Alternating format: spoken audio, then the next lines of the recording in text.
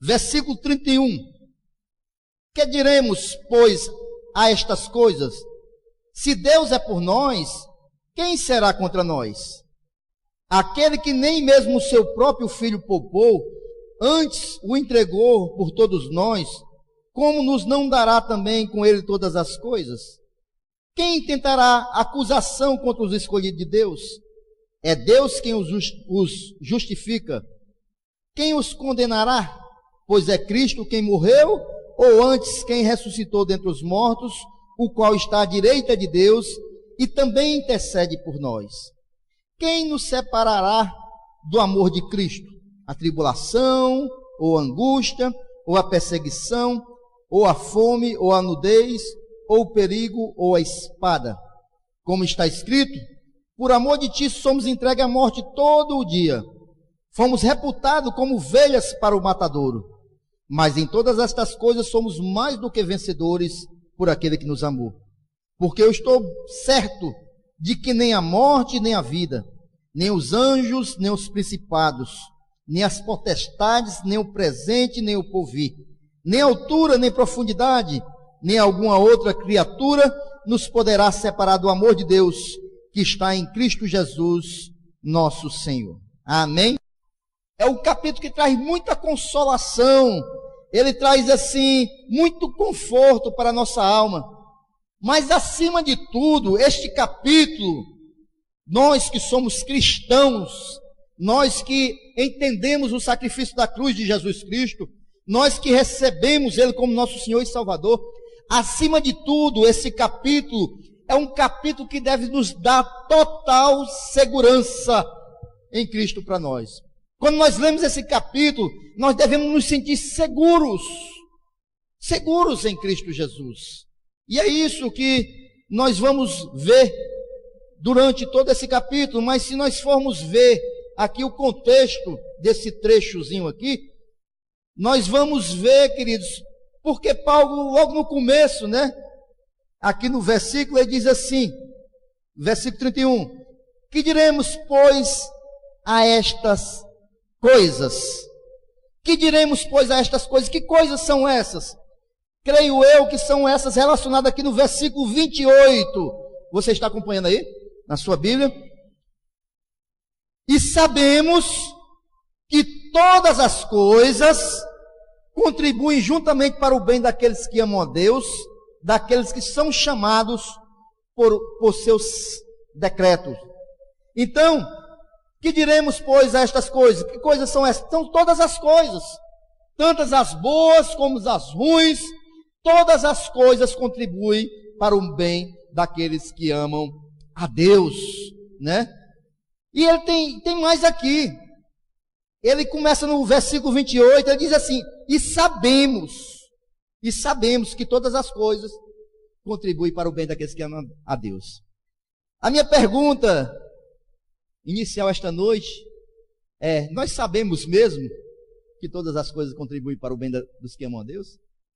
Nós sabemos, nós estamos nos lembrando desse fato, que tudo contribui para o bem daqueles que amam a Deus?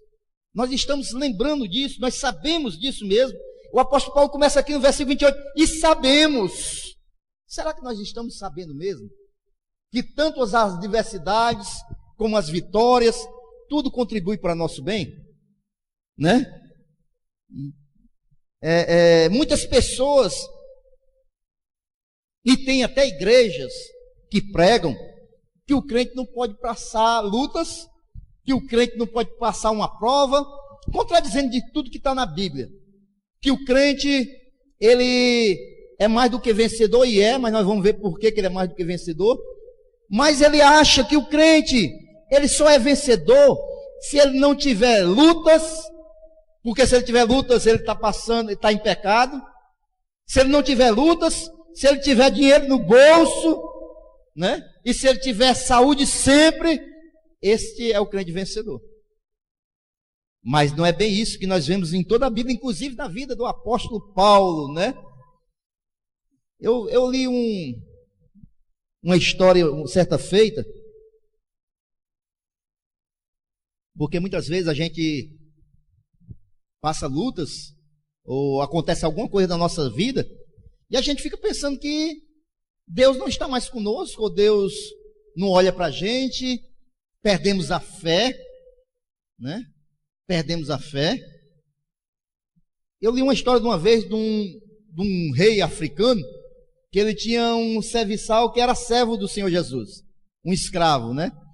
E de vez em quando esse serviçal falava para ele que tudo que Deus fazia era bom, era bem feito, era maravilhoso.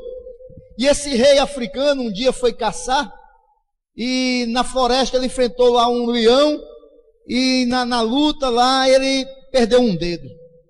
Ele ficou muito revoltado porque ele perdeu aquele dedo.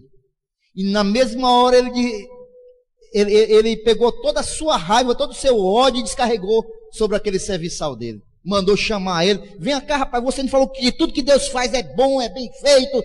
Olha aqui o que foi que aconteceu comigo, eu perdi meu dedo. E vá para a cadeia. E botou o coitado lá na solitária. E passou-se anos, e aquele servo lá na solitária, ele esqueceu daquele servo. E um dia esse rei africano, depois de muitos anos, foi caçar novamente. Só que na África há muitas tribos, e uma dessas tribos era a tribo de canibais. Vocês sabem que são canibais, comem outros humanos, e pegaram esse rei e começaram a preparar ele para oferecer a um deus antes de comê-lo, e prepararam, botaram ele deitado lá amarrado, e quando estavam próximos de sacrificar esse rei, o homem notou que ele faltava um dedo. Não, aí chamou o sacerdote: não pode sacrificar esse homem não, porque falta um dedo. O sacrifício tem que ser completo, ninguém vai oferecer um sacrifício faltando uma parte. Libera esse homem. E soltaram o homem. Aí ele chegou lá e mandou chamar o pobre do servo. Realmente, tudo que Deus faz é bem feito, porque se eu não tivesse perdido meu dedo, hoje eu não estava com a minha vida, né? Então muitas coisas acontecem conosco, no momento a gente não compreende, mas são projetos de Deus, são ação de Deus, para que Ele, mais na frente, há um versículo na Bíblia que diz, né, o que te faço hoje não compreendes, compreenderás amanhã. Então, muitas coisas que nós passamos hoje, amanhã nós vamos compreender que se viu para nós de alguma maneira, ou vai servir, porque tudo que Deus faz é bem feito, né? Tudo que Deus faz é maravilhoso, queridos. A gente tem que entender, queridos, que se a gente for olhar para o amor de Deus para com nossas vidas, Ele nos amou quando nós ainda éramos inimigos dele, quando nós ainda não tínhamos recebido Jesus Cristo. Ele olhou para nós e nos amou. Ele fez o seu projeto de redenção para nós quando nós ainda não estávamos nem nessa terra aqui, e Ele já fez esse projeto porque Ele nos ama. E às vezes a nossa mente finita não consegue compreender o amor de Deus. Às vezes nossa mente finita, diante das circunstâncias, das situações adversas, a nossa mente finita não consegue compreender que há um Deus que nos ama, que há um Deus que tem olhado para nossas vidas, e Ele tem cuidado de nós. Não importa o que você esteja passando, Deus está com seus olhos voltados para nossas vidas. Amém? Então, queridos, Paulo aqui nesse texto, ele vê justamente isso. Paulo, ele aqui no versículo 31, né? Ele faz uma pergunta que vai ser a base das outras perguntas. E o texto, aliás, a mensagem dessa noite tem como título 5 perguntas que todo cristão deve fazer. E essa primeira pergunta aqui que Paulo faz vai dar sequência às outras perguntas que ele vai fazer e que eu e você devemos fazer sempre. Ele diz assim, versículo 31, que diremos, pois, a estas coisas? Se Deus é por nós, quem será contra nós, né? Que diremos, pois, a estas coisas? Ele está tão maravilhado, que ele diz assim, o que é que eu vou dizer para essas coisas? As situações adversas, as alegrias, as tristezas. Que diremos, pois, a estas coisas? Aí ele começa a fazer as perguntas que todo cristão, inclusive eu e você, devemos fazer. A primeira pergunta é esta: se Deus é por nós, quem será contra nós? Se Deus é por nós, quem será contra nós? Se Deus nos separou, se Deus nos amou, se Deus nos acolheu, então ninguém pode ser bem sucedido contra nós, queridos. Ninguém nem nada pode ser bem sucedido contra nós. Se Deus é por nós, nada pode ser contra nós. Se nós estamos dentro do plano de Deus, do projeto de Deus, da vontade de Deus, nada pode ser contra nós. Se o Deus Todo-Poderoso está operando ao seu favor, ao meu favor, ao nosso favor, se Ele está operando, nenhum poder tem capacidade de frustrar os planos de Deus. Eu acho que você não entendeu, não. Eu não vi nenhum, aliás, vi um glória a Deus ali solitário. E, queridos, eu acho que você não entendeu. Deixa eu repetir para você. Se o Deus Todo-Poderoso está operando a nosso favor, se Ele está operando a nosso favor, se nós estamos dentro do seu plano, do seu projeto, da sua vontade, e Deus opera a nosso favor, nenhum poder, tanto na terra como no céu, tem poder de frustrar os planos de Deus para nossas vidas. Ah, compreendeu. Glórias a Deus. Nenhum poder, queridos. Se o Todo-Poderoso, se o Deus de todo poder, se Ele está operando nas nossas vidas, não tem nada que possa contra nós. Nada. Muitas vezes nós nos esquecemos dessas coisas. E o apóstolo Paulo aqui, ele está tão maravilhado com Deus, que ele começa a fazer perguntas, e começa, aqui instruindo a igreja de Roma, começa a fazer perguntas aos irmãos. Meu irmão, me diga uma coisa, se Deus é por nós, quem pode ser contra nós? Não pode. Sabe, queridos, e nós temos muitos inimigos, né, contra nós. É verdade. Nós temos um mundo, né, nós vivemos num mundo que é incrédulo, as pessoas não estão deixando Deus de lado. Nós temos os desejos carnais, que também são nossos inimigos, e são contra nós. Nós temos ainda até Satanás, que batalha contra nós. Nós temos aqueles que muitas vezes desejam que você erre o seu mal, para poder também lhe acusar, e também lhe pegar, né, contra você. Mas se todos os poderes do inferno, olha o que eu estou falando aqui, se todos os poderes do inferno se ajuntarem contra nós, nunca prevalecerão. Nunca prevalecerão. Sabe por quê, querido? Pois Deus está ao nosso lado. Aleluia, Deus. Louvado seja o nome do Senhor.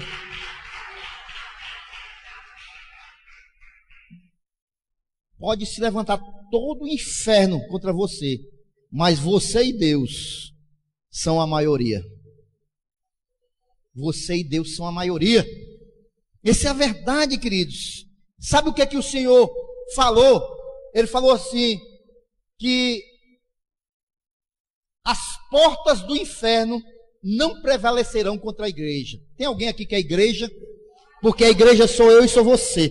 E se o Senhor falou que as portas do inferno não vão prevalecer, elas não vão. Agora deixa eu explicar esse versículo. Porque muitas vezes, quando a gente fala, eu já expliquei isso aqui uma vez, a gente fala que as portas do inferno não vão prevalecer. A gente tem a impressão que os crentes estão encolhidos num canto da parede de uma casa e o inferno está tentando invadir. Mas é o contrário.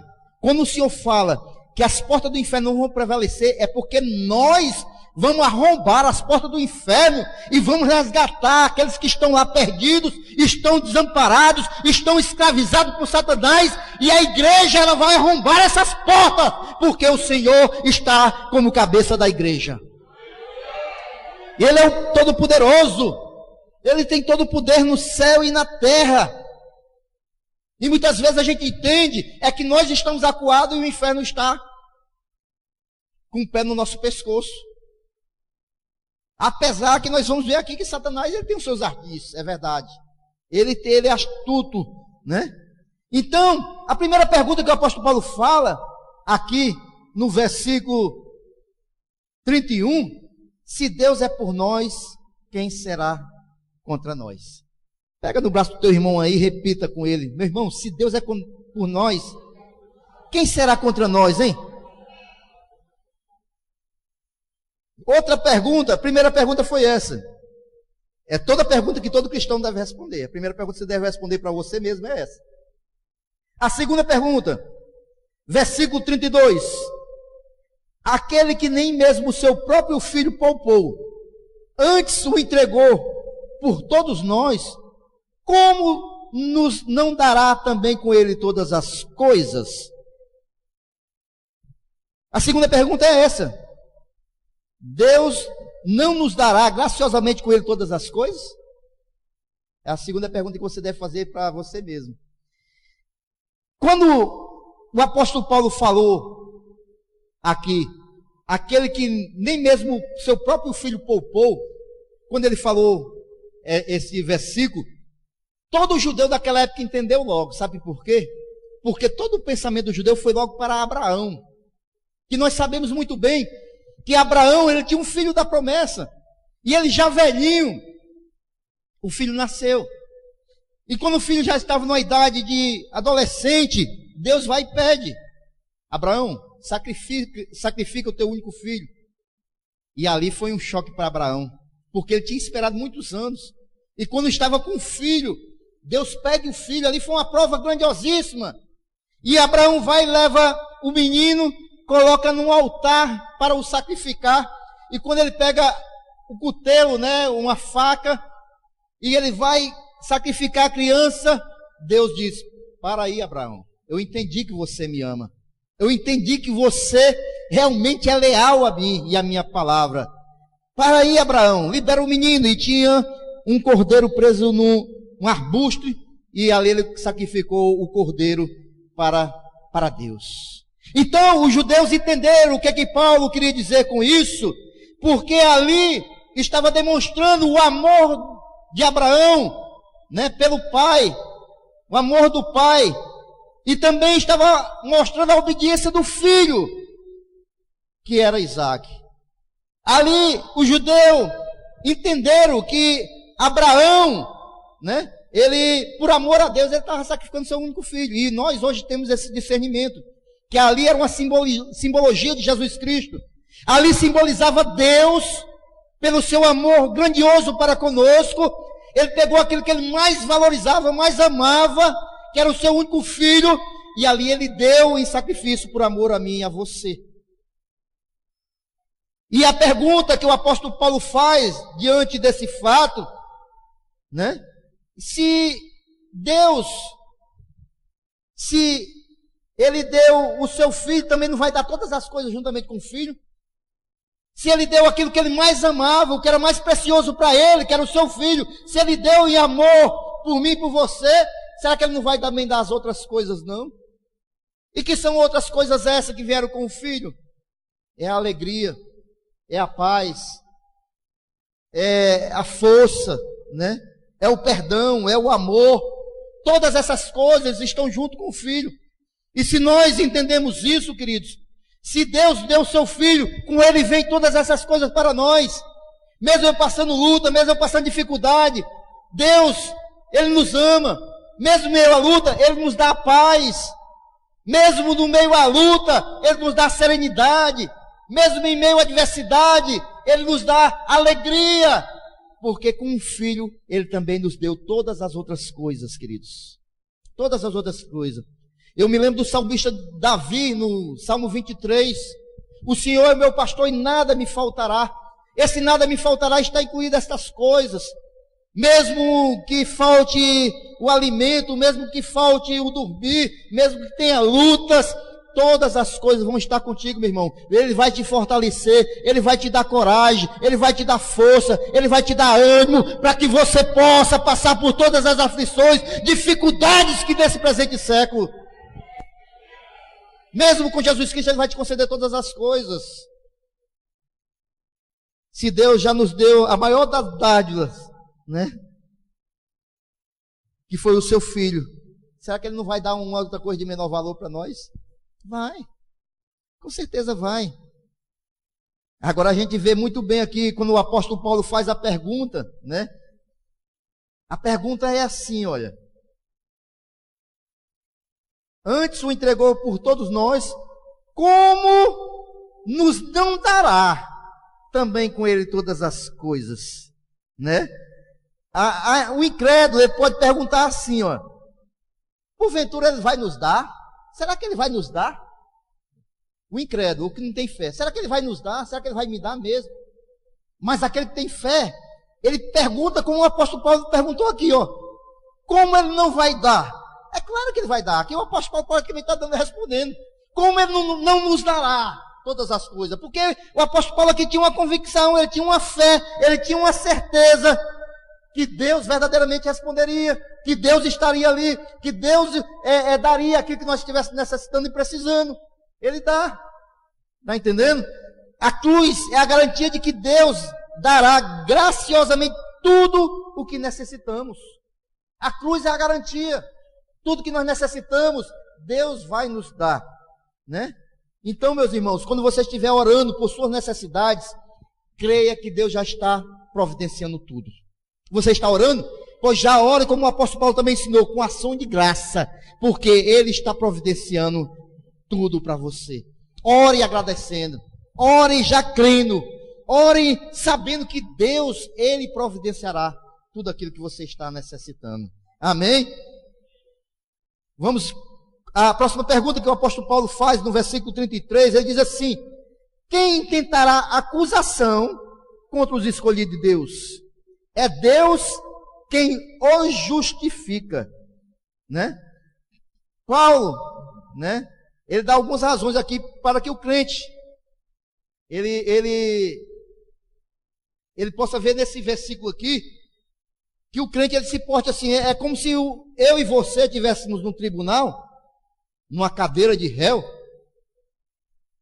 e quando o juiz mandasse abrir aqueles que fosse condenar, fosse acusar, não aparecesse ninguém. Quem tentará acusação contra os escolhidos de Deus? Sabe por que ele fala isso aqui, queridos? Porque ninguém pode acusar. Ninguém pode acusar. Isso eu estou falando de crentes, né? Também não vamos pegar a palavra aqui para viver uma vida de qualquer jeito e dizer assim: não, o pastor falou lá na igreja que ninguém pode falar nada contra mim. Ninguém pode me acusar de jeito nenhum, né? Eu estou falando daqueles que buscam viver na vontade de Deus, né? Ninguém pode nos acusar, uma vez que Deus é nosso juiz e Jesus é nosso advogado e morreu por nós. A Bíblia diz que Ele levou sobre si todos os nossos pecados e maldição e cravou na cruz do Calvário. O que eu estou dizendo é isso, que nós somos justificados por Ele, não pela nossa vida, não pelo aquilo que nós, porque em nós mesmos não há justiça nenhuma, mas nós somos justificados pelo Senhor Jesus. Aqui se fala daqueles que acusam, no sentido de dizer assim: como é que tu disse que tu é salvo? Tu é salvo? Por que todo crente diz que é salvo? Você já ouviu isso? Por que todo crente diz que é salvo? Que conversa é essa? Um comedor de feijão que nem eu é salvo. Um dia desse eu vi um jornalista criticando um pastor, porque o pastor estava fazendo uma oração pelo seu bairro, né? Estava fazendo uma oração pelo seu bairro, aí o jornalista, esses jornalistas bem debochados, orando por todo mundo: vai, Papa. Quer ser o Papa? E não conhece a Bíblia, né? Infelizmente, ignorância espiritual, que a Bíblia manda a gente interceder por todos os homens, por todas as pessoas. A Bíblia manda a gente orar, até mesmo pelos nossos inimigos. Então, queridos, eu estou falando aqui daqueles que acusam, né? Porque não há dúvida nenhuma que nós somos acusados diariamente. Sabe por quê? Porque o diabo, um dos nomes dele é caluniador, ele é acusador, ele aponta, ele levanta as pessoas para acusar, para apontar, ele levanta pessoas para verificar onde você está falhando, para lhe acusar. É sobre isso que o apóstolo Paulo está dizendo, que você deve se levantar e dizer: quem tentará acusação contra os escolhidos de Deus? Porque, querido, você é justificado. Se você tem uma vida de retidão, de santidade na presença de Deus, você é justificado pelo Filho de Deus, pelo sangue derramado na cruz do Calvário. Aleluia! Aleluias, louvado seja o nome do Senhor. Graças a Deus que Deus nos deu o seu Filho e fomos justificados, né? E todas as acusações caíam por terra, porque o Senhor é quem nos justifica. O Senhor é quem nos justifica. O apóstolo Paulo continua no versículo 34. Quem os condenará? É outra pergunta que você deve fazer para você mesmo. Todo cristão deve fazer essa pergunta. Quem os condenará? Quem? Quem vai condenar, né?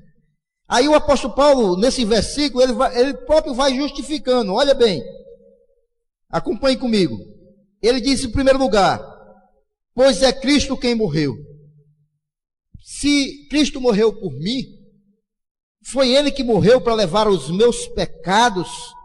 A Bíblia diz lá em Gálatas 3,13, que Cristo nos resgatou da maldição da lei, fazendo-se maldição por nós.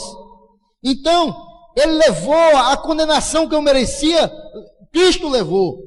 Então, quem vai me condenar? Pois foi Cristo quem morreu por mim e por você.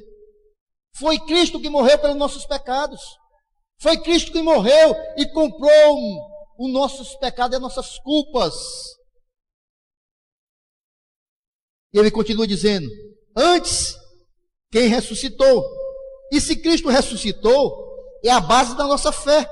Se Ele comprou nossos pecados, morreu e ressuscitou, Ele venceu a morte. E Ele nos dá isso de garantia. Se ressuscitou dentre os mortos. E Ele continua dizendo, o qual está à direita do Pai, né? Aqui é uma posição soberana de Cristo. Se nós temos lá um amigo junto ao Pai, né? Então Ele também não vai nos condenar. O qual está à direita de Deus. E por último, e também intercede por nós.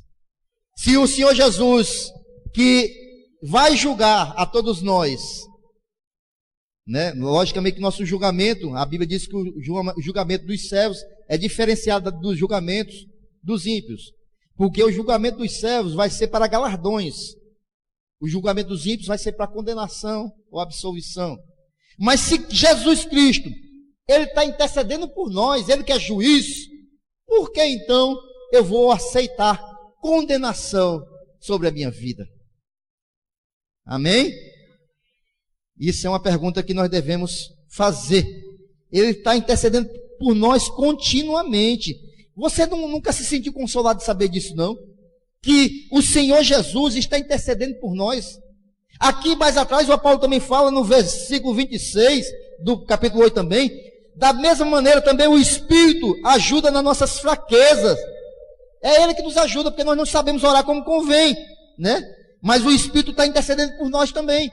É Cristo intercedendo junto ao Pai, é o Espírito intercedendo por nós. Então, queridos, eles estão intercedendo por nós, eles têm que trazer alívio e conforto no nosso coração. Então não devemos aceitar condenação sobre as nossas vidas, não, queridos.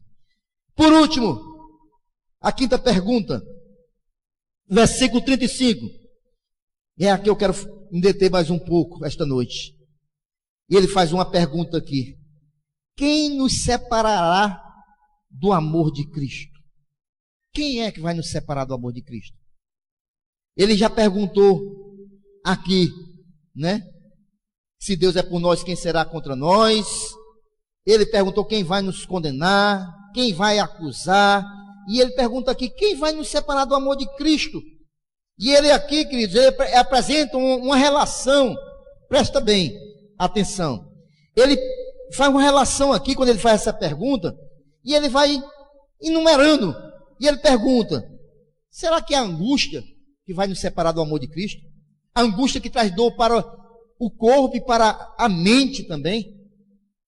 Sabe que muitas vezes nós estamos angustiados mentalmente. Amém? Olha aqui para mim. Você sabia que muitas vezes nós ficamos angustiados mentalmente? Nós nos cansamos mentalmente, angustiados mentalmente. Muitas vezes nós estamos tão estressados, tão cheios de problemas, que a nossa mente, ela precisa de uma válvula de escape. Eu trabalhei muitos anos em caldeiras, caldeira de navio, quando eu era marujo, marinheiro. E lá em cima daquela caldeira, do tubulão chamado, onde é o processo, que a temperatura de uma caldeira é tão alta, que quando derrama água, que a água bate lá embaixo, onde tem o fogo, já sobe para outro tubo, como vapor. E esse tubulão, ele vai acumulando esse vapor. E é uma pressão muito grande. E em cima dele tem uma válvula de emergência. O que é que essa válvula faz? Ela é uma válvula de segurança, melhor dizendo. Se caso entupir alguma saída desse tubulão e continuar recebendo vapor, ela vai disparar, para que não haja um estouro naquele recipiente lá que acumula o vapor. E muitas vezes, queridos, nós estamos tão cansados com a angústia, a tribulação, é na mente, é no corpo, que é necessário, querido, que nós tenhamos uma válvula de escape. A gente leve a nossa mente em consonância à palavra de Deus, escutar um louvor, mas a gente tirar nossa mente daquele problema naquele momento, para que Deus venha nos renovar, porque muitas vezes, querido, a mente, ela fica tão sobrecarregada, tão saturada, que a gente só pensa naquilo, nos problemas, na dificuldade, que se a gente não usar a válvula de escape do Senhor, o Espírito Santo de Deus, isso aí vai explodir. E muita gente entrando em depressão, muita gente até pira, infelizmente. Mas ele pergunta aqui: quem vai me separar do amor de Cristo? É a tribulação ou a angústia? Né? Nem a perseguição, ou a fome, ou a nudez.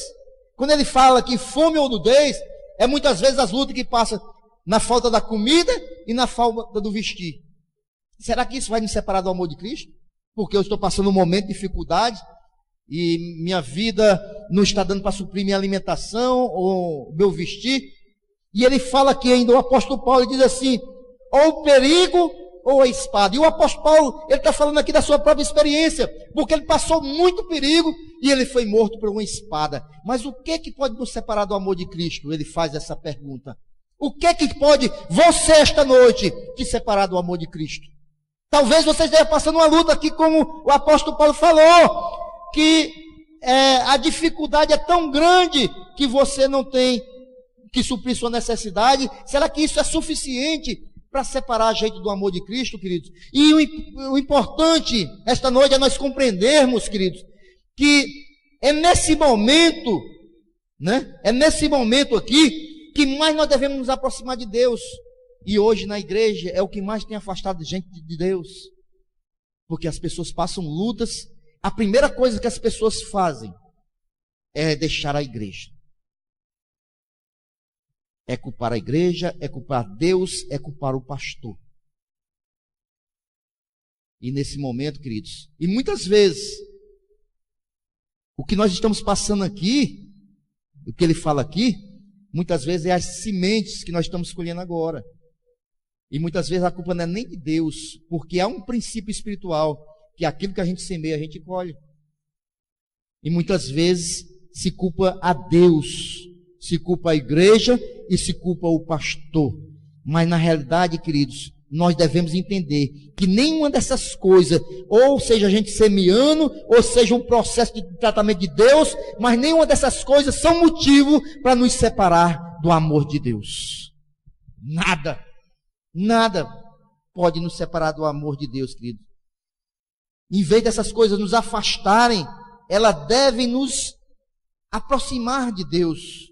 Sabe por quê? Porque aí vem um versículo que muitas pessoas falam, que está em 37, e é o versículo que nós devemos sim. Mas em todas estas coisas, todas essas lutas, todas essas aflições, todas as dificuldades, acusação, condenação, fome, nudez, espada, seja lá o que for, todas essas coisas, ele está dizendo que nós somos mais do que vencedores. Sabe por quê? Por aquele que nos amou, em Cristo Jesus. Não é sem Cristo não, não é fora de Cristo não, é em Cristo Jesus. Dessas coisas, nós somos mais do que vencedores. Aleluia, se é para Jesus, aplauda. É em Cristo Jesus, queridos, nós somos mais do que vencedores. E ele fala muito bem, queridos, que por aquele que nos amou, é por ele que nós somos vencedores. Não adianta nada eu passar lutas, adversidades, e eu sair, deixar o Senhor Jesus, deixar o seu amor, não compreender. Deixa eu dizer uma coisa para você, uma frase que eu ouvi e nunca me esqueci. A gente passa pelos problemas. A gente passa pelas dificuldades. A gente não vive nas dificuldades nem nos problemas. Tudo vai passar, é passageiro. A nossa vida é um ciclo.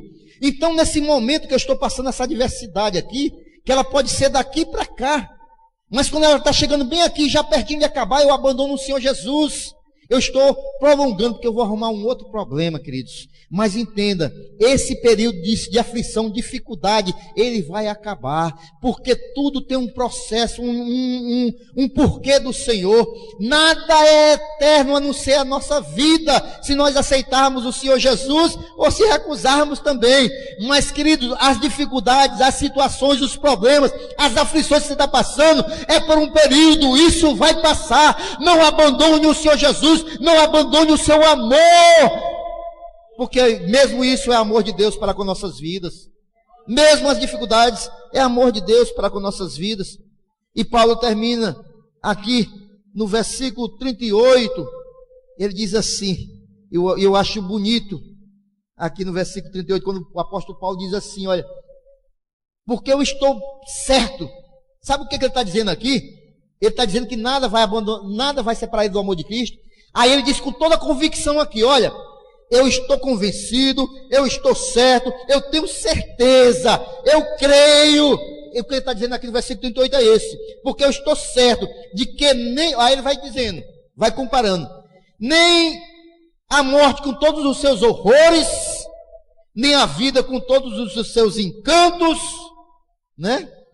Nem os anjos, nem os principados sobrenaturais e o seu poder e o seu conhecimento, nem as potestades, ele diz também, nem o presente, que muitas vezes nos oprime, que muitas vezes é dificultoso, nem o porvir, né? Nem o porvir, que muitas vezes também deixa as pessoas ansiosas, apreensivas. Ele está dizendo também que nem a altura, nem a profundidade, nem alguma outra criatura, ele quer dizer assim, qualquer pessoa ou qualquer coisa da criação, nada, mas nada é capaz de nos separar do amor de Deus que está em Cristo Jesus, nosso Senhor. Amém?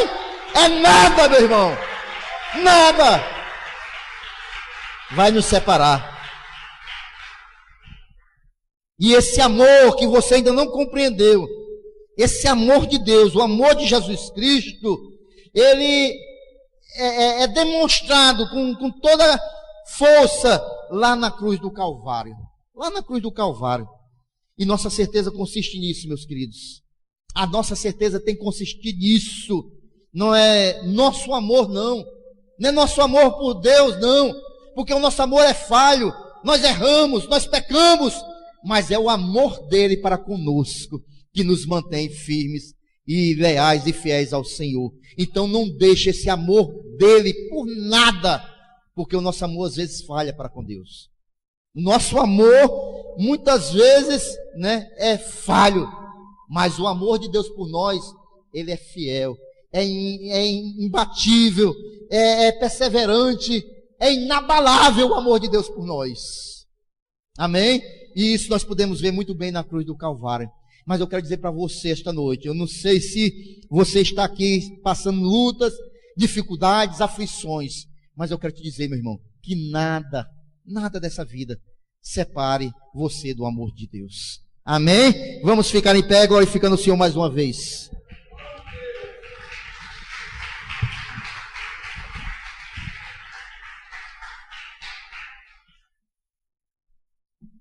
Amém? Feche os seus olhos por um momento. Coloque a mão no seu coração. Coloque a mão no coração.